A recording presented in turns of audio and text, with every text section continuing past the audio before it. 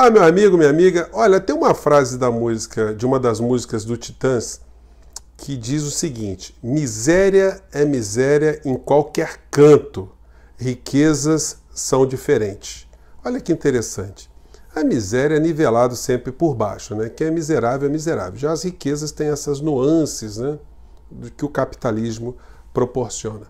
Eu estou falando isso porque a gente tem dois assuntos aqui que se relacionam no nosso vídeo de hoje. Aliás, você que está chegando agora, se inscreva no nosso vídeo porque aqui a gente aborda temas que você não vai ver pelos grandes meios de comunicação, pelo menos com a abordagem que a gente coloca aqui. Então tem dois temas que vão se relacionar.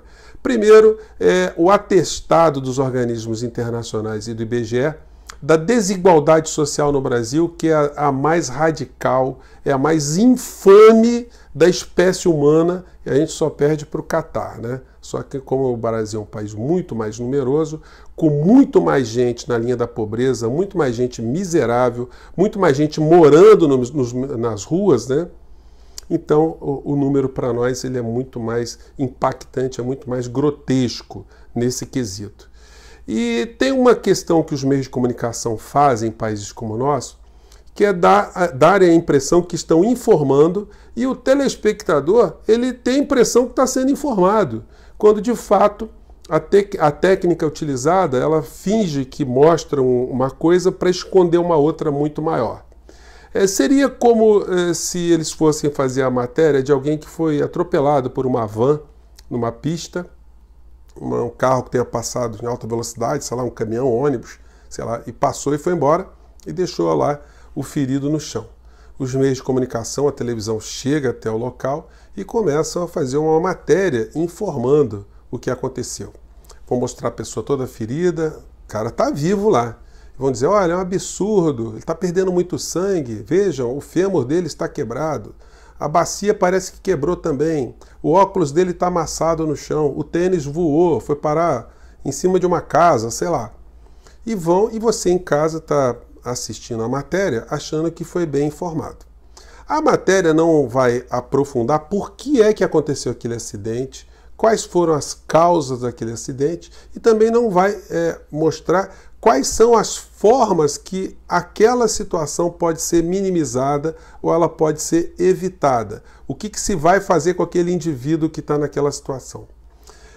Se você vê as matérias que tratam da realidade brasileira, da conjuntura, da fome, do desemprego, da falta de saneamento básico, dos postos de hospitais com problemas, enfim, todas essas questões elas vão ser retratadas, no entanto, elas não vão ser aprofundadas. É aí que está o pulo do gato.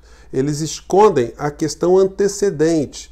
Por que a questão antecedente? Você vai chegar à conclusão que para resolver esses problemas vai precisar de dinheiro, de orçamento público, de investimento público para resolver ou enfrentar essas questões.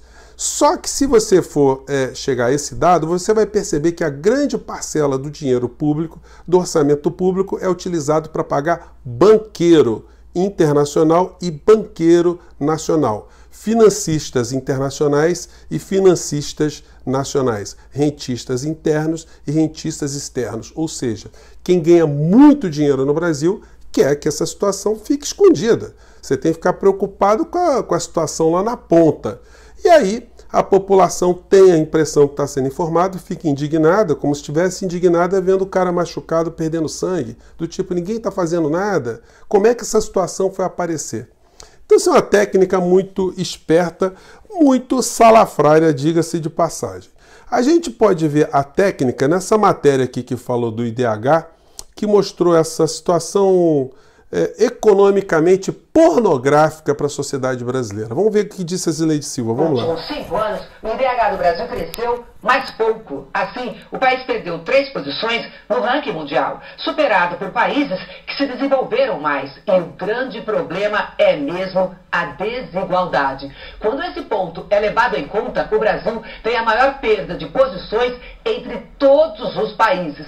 Cai de 79 para 102 no ranking. De acordo com o relatório, o Brasil tem a segunda maior concentração de renda do mundo. Pior que a gente, só o Catar. Bom, aí é o seguinte, se a Zileide fosse fazer uma matéria assim, bem crítica, ela teria que dizer o seguinte: olha, inclusive quem está no topo dessa pirâmide aqui no Brasil são os meus patrões, é a família Marinho, são os outros donos das outras televisões, dos grandes jornais, são os banqueiros da família Safra, a família Itaú, a família Bradesco, a família HSBC, enfim, os grandes rentistas, as pessoas que se locupletam dessa ciranda que acontece no Brasil há tantas décadas. Você sempre verá a mudança do nome das pessoas que estão no topo dessa pirâmide, mas o sobrenome será sempre o mesmo. As mesmas famílias que sempre se locupletaram continuam a se locupletar. A gente tem que fazer uma crítica aqui que é muito oportuna nesse momento ao que aconteceu nos últimos governos aqui no Brasil.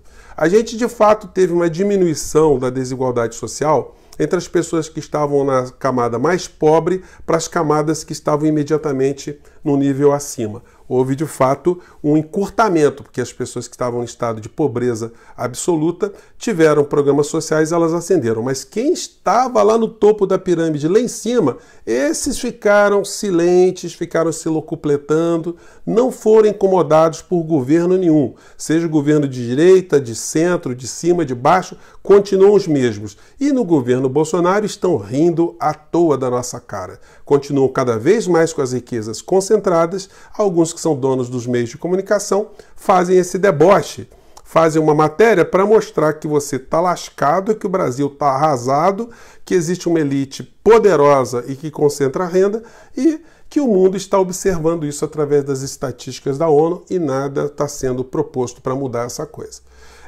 Saindo dessa situação, indo para a posse do presidente da Argentina, a gente percebe bem em que pé nós estamos. Enquanto no Brasil nós temos um testa de ferro do Fundo Monetário Internacional e das agências rentistas internacionais na pasta da economia governando o Brasil, esse sujeito é o Paulo Guedes, lá na Argentina nós temos agora um giro de 180 graus, um cavalinho de pau, porque Alberto Fernandes toma posse lá, fazendo um discurso visceralmente oposto ao do presidente brasileiro. Enquanto o presidente brasileiro, orientado por pessoas lunáticas, fica falando palavras e situações abstratas, que vai combater comunismo, a corrupção, e que tem a ideologia de gênero, politicamente correto, e até agora não apresentou absolutamente nada de concreto para tirar milhões de brasileiros da condição de miséria, desigualdade e de pobreza e de desemprego, lá na Argentina nós estamos tendo agora um presidente que aponta como um farol para a América Latina inteira, já que ele mostra que vai adotar uma pauta econômica que é totalmente contrária às pautas indicadas pelo Fundo Monetário Internacional. Alberto Fernandes fez um discurso muito interessante, ele tem situações muito que são simbólicas, né? Por exemplo, ele foi para tomar posse dirigindo o próprio carro. Foi uma coisa muito interessante. Passando com o carro do meio da multidão, né? Eu acho que foi um negócio louco, né? Porque foi uma distância grande da casa dele até a Casa Rosada. Ele se expôs aí a um risco muito grande, né?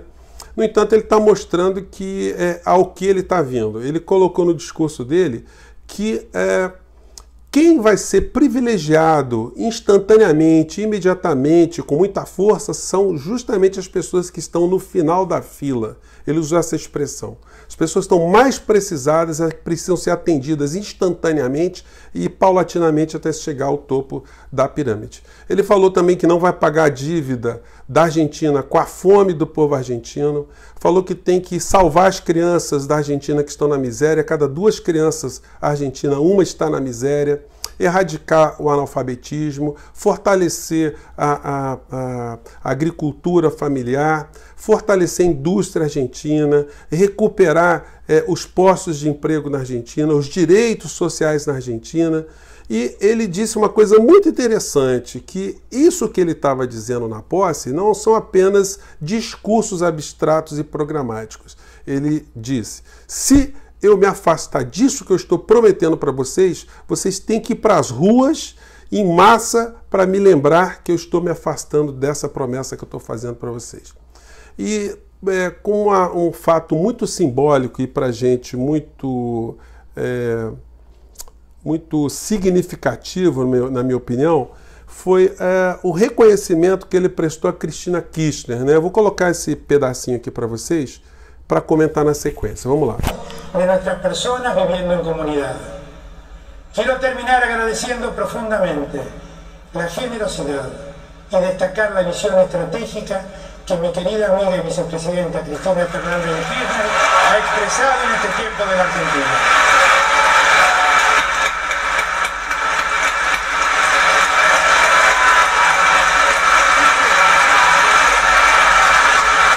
Gente, é o seguinte, a Cristina Kirchner, ela deu o nó, porque ela era muito combatida pelos grandes meios de comunicação da Argentina, os grupos com que ela se conflitou bastante, e ela, sabendo disso, que teria uma rejeição que poderia funcionar como um desempate desfavorável a ela, dando a vitória a Macri, ela fez essa aliança com o Macri não, com Alberto Fernandes. Muita gente achava que ele seria uma pessoa mais moderada, de centro conservadora, mas o discurso dele está um discurso muito mais à esquerda do que a vã filosofia poderia imaginar.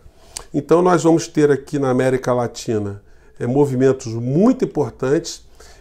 O discurso dele foi um discurso geopoliticamente interessante, mostrando que há um interesse muito grande de ter relações com o Brasil, independente de quem esteja governando o Brasil. Quase que ele disse, né? Independente do imbecil, do jegue, do sem noção que esteja à frente da presidência brasileira, nós queremos fazer com que a América Latina, nossos irmãos da América Latina, nós todos cresçamos juntos. Gente, em linhas gerais, são esses os temas. Eu quero pedir para vocês mandarem suas críticas, suas sugestões, sempre lembrando que eu leio todas as mensagens, mesmo quando eu não consigo responder individualmente, eu li todas as mensagens, dou um clique ali. Às vezes eu fico um tempo sem produzir vídeo, porque justamente eu fico lendo tudo aquilo que vocês mandam para mim. E eu fico muito grato. São livros que vocês indicam, vídeos, filmes, frases, autores. Tudo isso vai fazendo com que a gente constitua aqui do nosso espaço um ambiente que reúne algum tipo de conhecimento para a gente cada vez mais democratizar a informação num país que tem tanta coisa por fazer, tem tanta gente maluca no poder, tem tanta gente alucinada e que precisa que a gente as enfrente no campo da democracia, no campo da inteligência, no campo da ciência e da sabedoria de uma maneira geral, né? Eu fico por aqui, gente. Obrigado mais uma vez. Até o próximo vídeo. Tchau.